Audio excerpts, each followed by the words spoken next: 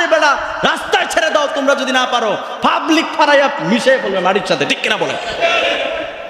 এই দেশের আইন সম্পর্কে আরো ঘৃণা লাগে যে নাকি নিজে স্টেটমেন্ট দিয়েছে যে সে এই কর্ম করেছে, ধর্ষণ করেছে এবং হত্যা করেছে, এরপরও তার ডিএনএ টেস্ট করতে হবে, এই করতে হবে, সেই করতে হবে, আরো পরীক্ষার বাকি আছে। আপনার এই যে বর্তমান সময়ে রামিসা নামে একটি মেয়েকে ধর্ষণ করেছে, আপনারা দেখছেন? মানে কত মারাত্মক লেভেলের কাজ।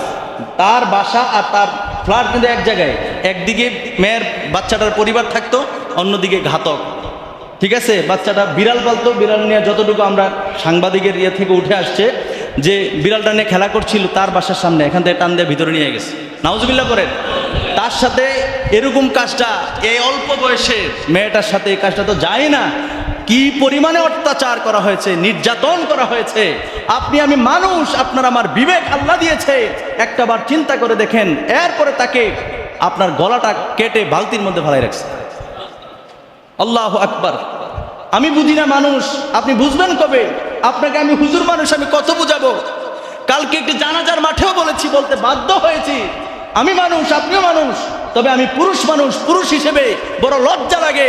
এই দেশের আইন সম্পর্কে আরো ঘৃণা লাগে যে নাকি নিজে স্টেটমেন্ট দিয়েছে যে সে এই কর্ম করেছে, ধর্ষণ করেছে এবং হত্যা করেছে, এরপরও তার ডিএনএ টেস্ট করতে হবে, এই করতে হবে, সেই করতে হবে, আরো পরীক্ষার বাকি আছে। আরে বেড়া রাস্তায় ছেড়ে দাও, তোমরা যদি না পারো পাবলিক ফারাইয়া মিশে বলবে মাটির সাথে, ঠিক কিনা বলেন?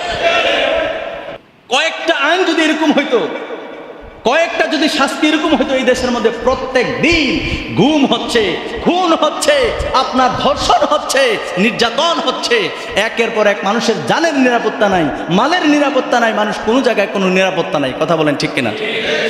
এই জন্য আপনারা সচেতন মানুষ, আমার মুসল্লি যারা, আপনারা প্রিয় মুসল্লি আমার, এই জন্য আপনাদেরকে বলি, নিজের বিবেককে সবচাইতে বেশি প্রাধান্য দিবেন। সবচাইতে বড় আদালত হলো মানুষের বিবেক, আকল। আল্লাহ পাক রব্বুল আলামিন আমাদের বিবেক খরচ করে পরকালের কথা চিন্তা করে চলার তৌফিক দান করুক, করি আমিন। এবং এই দেশের মধ্যে আমরা কামনা করছি, আজকে জুমার দিন আমরা তার জন্য দোয়া করি, সে তো ছোট্ট মানুষ, অবশ্যই আল্লাহ তাকে জান্নাত দিবেন, উঁচু মাকাম দান করুক, এবং তার সুষ্ঠু বিচার যেন এই দেশের মাটিতে খুব অল্প সময়ের মধ্যে হয়, আল্লাহ যেন সেই ব্যবস্থা করে দে, পড়ি আমিন।